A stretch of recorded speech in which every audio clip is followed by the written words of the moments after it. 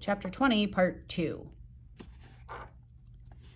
"Then I will not pity you," came the rasping reply. "I will watch my poor Karna devour you from soul to scalp and take pleasure in it." Harvey glanced in Karna's direction. The beast had stopped advancing, but was poised to strike, its dripping jaws inches from Harvey's feet. Now that the beast was still, he could clearly see how badly wounded it was. Its body as ragged as a moldy rug, its huge head drooping as though every breath was a burden. As Harvey stared at it, he remembered something Mrs. Griffin had told him. "I would welcome death now," she'd said, "like a friend I'd driven away from my door." Maybe it wasn't a journey to the stars that was awaiting Karna. Maybe it was simply a return to the nothingness from which Hood had conjured it. But the creature wanted that gift nevertheless. It was weary and wounded, kept alive not by any will of its own, but because Hood demanded its service. "Such a pity," the voice in the roof murmured. "What is?" Harvey said, looking back at Hood, who had two more of the globes at his lips.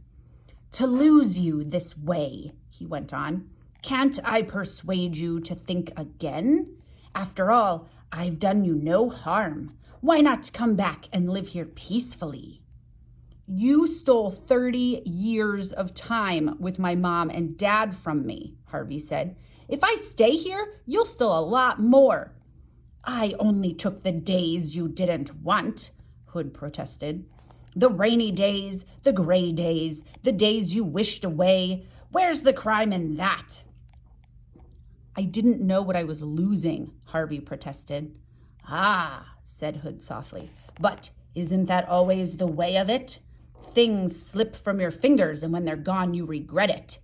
But gone is gone, Harvey Swick." "No," Harvey said. "What you stole, I can steal back." At this, a gleam ignited in the twin pits of Hood's eyes. "You burn bright, Harvey Swick," he said. "I've never known a soul that burned as bright as yours." He frowned as if studying the boy below. "Now I understand," he said. "Understand what?" "Why it is you came back," Harvey began to say. "I came for what you took," but Hood was correcting him before he'd uttered two words. "You came because you knew you'd find a home here," Hood said. "We're both thieves, Harvey Swick. I take time, you take lives. But in the end, we're the same, both thieves of always." Repulsive as it was to think of himself in any way similar to this monster, there was some corner of Harvey that feared this was true. The thought silenced him. "Perhaps we needn't be enemies," Hood said. "Perhaps I should take you under my wing, my west wing." He laughed mirthlessly at his own joke. "I can nurture you, help you better understand the dark paths." "So I'll end up feeding on children like you?" Harvey said. "No thanks." "I think you'd like it, Harvey Swick," Hood said. "You've got a streak of the vampire in you already."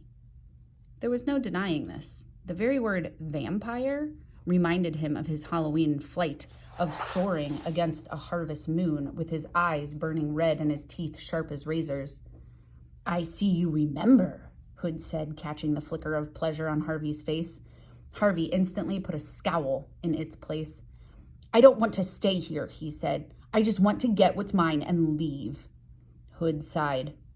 "So sad," he said. "So very sad. But if you will have what's yours, have death. Karna!" The beast raised its pitiful head.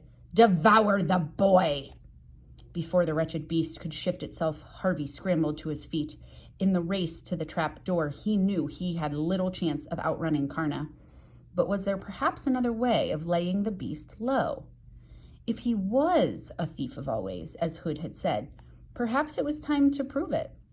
Not with dust, nor with stolen conjurings, but with the power in his own bones. Karna took a threatening step toward him, but instead of retreating, Harvey extended his hand in the creature's direction, as if to pat its decaying head. It hesitated, its expression mellowing into doubt. "Devour him!" the vampire king growled. The beast lowered its head in expectation of punishment from above, but it was Harvey who laid his hand upon it. A gentle touch that sent a shudder through its body. It raised its snout to press itself against Harvey's palm, and as it did so, let out a long, low moan.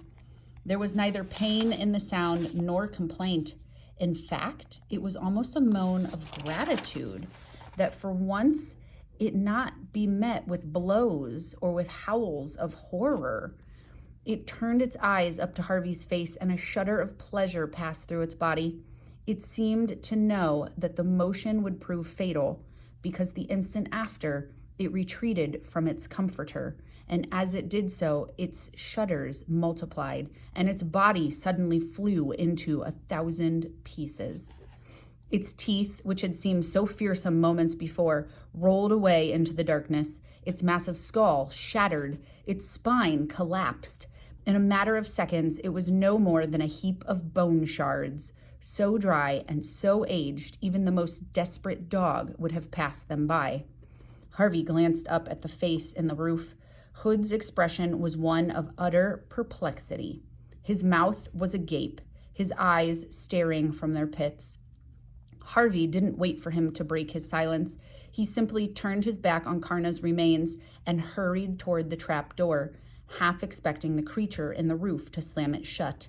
There was no response from Hood, however, until Harvey was lowering himself down onto the chair on the landing. Only then, as Harvey took one last look up at the attic, did Hood speak.